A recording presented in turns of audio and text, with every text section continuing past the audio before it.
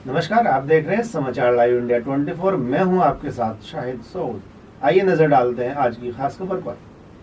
अखिल भारतीय प्रधान संगठन ने अपनी विभिन्न मांगों को लेकर जिलाधिकारी कार्यालय पर किया धरना प्रदर्शन। मुख्यमंत्री के नाम जिला प्रशासन को सौंपा ज्ञापन।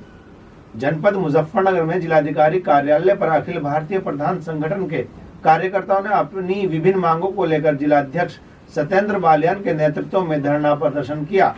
साथ ही उन्होंने अपनी 13 सूत्रीय मांगों को लेकर मुख्यमंत्री के नाम जिला प्रशासन को एक ज्ञापन सौंपा। दरअसल आपको बता दें, जनपद मुजफ्फरनगर में जिला अधिकारी कार्यालय पर अखिल भारतीय प्रधान संगठन के जिला अध्यक्ष सतीश बालियान के नेतृत्व में 13 सूत्रीय विभिन्न मांगों को लेकर अखिल भारतीय प्रधान संगठन के कार्यकर्ताओं ने धरना प्रदर्शन करते हुए अपना एक ज्ञापन जिला प्रशासन के माध्यम से मुख्यमंत्री को भेजा, जिसमें उन्होंने 73वें विधान विधेयक के तहत उनके जुड़े अधिकार, कोष कार्य और पंचायत कर्मियों को पंचायत को सौंपकर सत्ता विकेंद्रीकरण की आदर्श व्यवस्था लागू किए जाने की मांग करते हुए उन्होंने सहायक कम डाटा एंट्री ऑपरेटर, शौचालय के केयरटेकर के मानदेय की व्यवस्था राज्य सरकार द्वारा कराए जाने की मांग करते हुए कहा कि पंचायतों में प्राप्त बजट का इस्तेमाल यदि इन व्यवस्थाओं पर किया गया तो ग्रामीण विकास का कार्य बाधित हो जाएगा।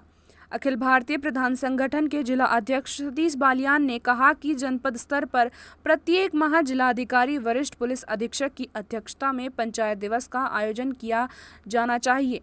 उन्होंने कहा कि पंचायत से जुड़े राज्य सहकर्मी, पंचायत कर्मी, आंगनवाड़ी, राशन कोटेदार व सरकारी स्कूल के अध्यापकों की उपस्थिति, कार्य प्रमाण निबल की संस्तुति सहित सभी मामलों में ग्राम पंचायत को पूर्ण अधिकार दिए जाएं।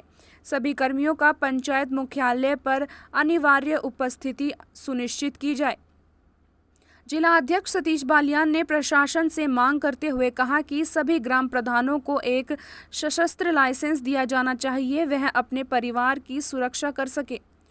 उन्होंने कहा कि ग्राम पंचायत को 10 लाख तक के कार्य का एस्टीमेट कराए जाने की ग्राम सभा को पूर्ण अधिकार दिए जाएं। उन्होंने यह भी कहा कि उत्तर प्रदेश पंचायत राज एक्ट अनुशासन ग्राम पंचायत को प्राप्त राज्य वित्त आयोग की धनराशि को विकास कार्यों में खर्च करने का पूर्ण अधिकार दिया जाना चाहिए।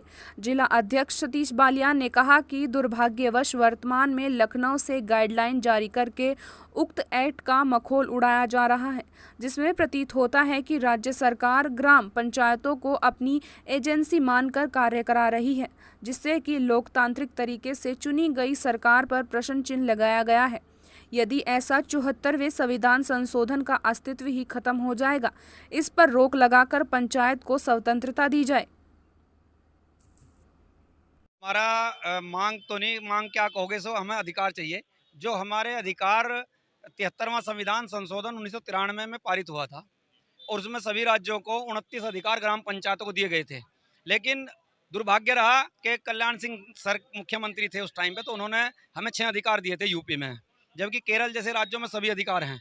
तो हमें 6 अधिकार दिए थे और वे अधिकार अब भी खत्म कर दिए। समझो, जो भी गाइडलाइन ऊपर से आती है उसके मुताबिक ही काम करना पड़ता है, ना कि हमारा कुछ ऐसा रहा नहीं कि जो ग्राम पंचायत ग्राम सभा जो पहले था कि ग्राम सभा जो भी प्रस्ताव पारित करेगी वही होना था, लेकिन अब वो काम हम नहीं कर पा रहे। जो भी गाइडलाइन आती है ऊपर से आती है। तो हमारा ये आज इसका मांग पत्र थे, इसमें 12 हमारी मांगे थी, उसमें अलग अलग है। शस्त्र लाइसेंस का भी है और जो हमारा सच्चाई तो यह है कि अगर हमें 6 अधिकार मिल जाए तो हमें किसी कहीं की आवश्यकता ही नहीं है।